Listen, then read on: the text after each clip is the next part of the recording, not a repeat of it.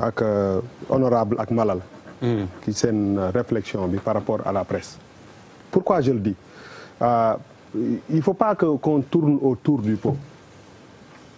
bisu élection yi à 22h on a parlé de GFM dañu leen pourquoi ñuy ragal il y a des candidats Ousmane Sonko ak Idrissa Seck ñoo dem ci beneen organe ça n'a rien à voir avec les réseaux sociaux ci beneen organe de presse def conférence de presse ils ont jël liggéeykatu kër gi mettre leen en danger ça veut dire que bis boobu nit mënoon na fekk nit buy liggéey TFM muy man muy keneen mu rey la te seen responsabilité la nekk man bugguma ñuy wërandoo parce que bi ñuy cité wëruñu ça n'a rien à voir avec les réseaux sociaux absolument rien pour balaa may dellu si wow foofu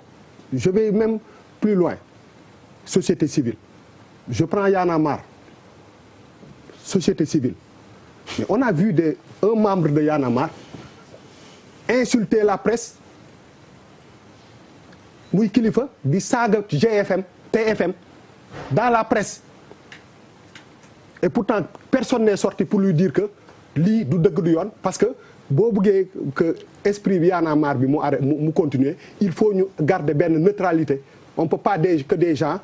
ñu dem ñoom en solo ce qui n'a et je pense jusqu'à preuve du contraire que loolu reflété wul image Y'en a marre que des gens quand même sortent de ce mouvement-là pour aller attaquer la presse directement. On a vu des anciens lutteurs à qui cette maison-là a tout donné, des os, des gens qui n'ont rien compris,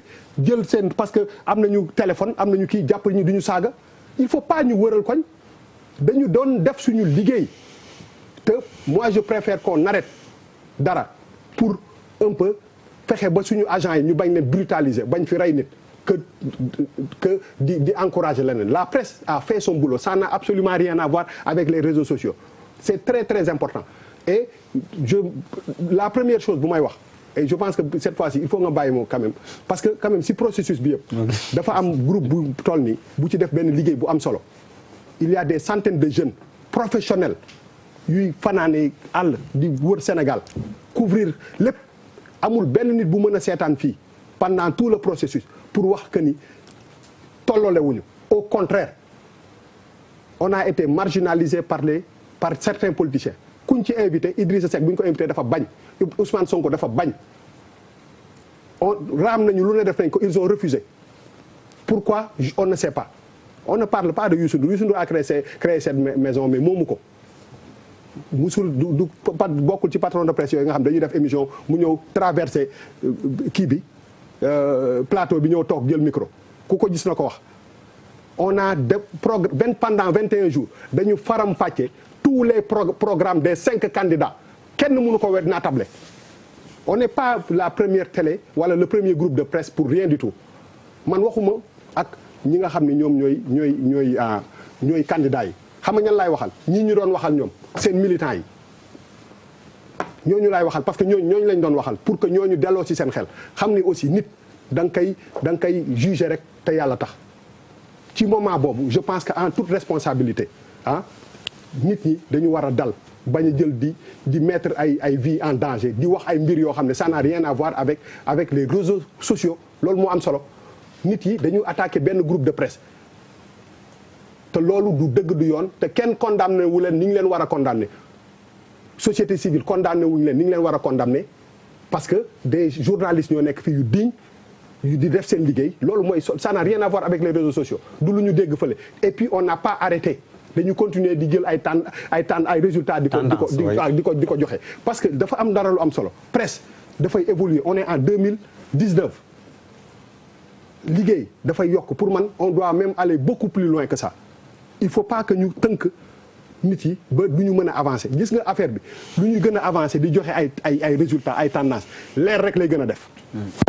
leer kese lay gën a def te presse bi dafa am ambition avancer on est en 2019 donc aujourd'hui je pense que aussi il faut pas que ñuy tourner autour du pot ce qui s'est passé ba presse dugg ci affaire bi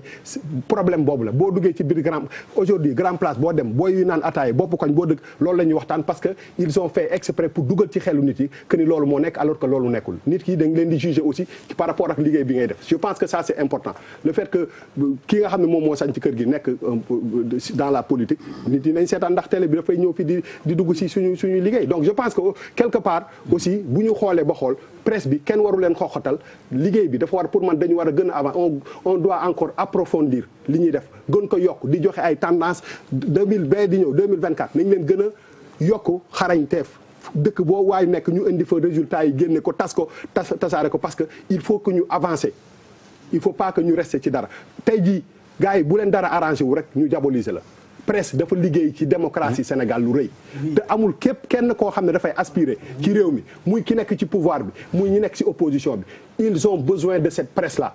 et à chaque fois qu'ils ont eu besoin de cette presse là presse bi dafa déplacé wu ñëw ci ñoom jox leen lalal leen tapis rouge ñu ñëw wax lu leen neex donc c'est pas que jour J boobu nga jël nit yi aussi di leen boole ak yàlla je pense que loolu c'est ak nit yi je pense que ça c'est important.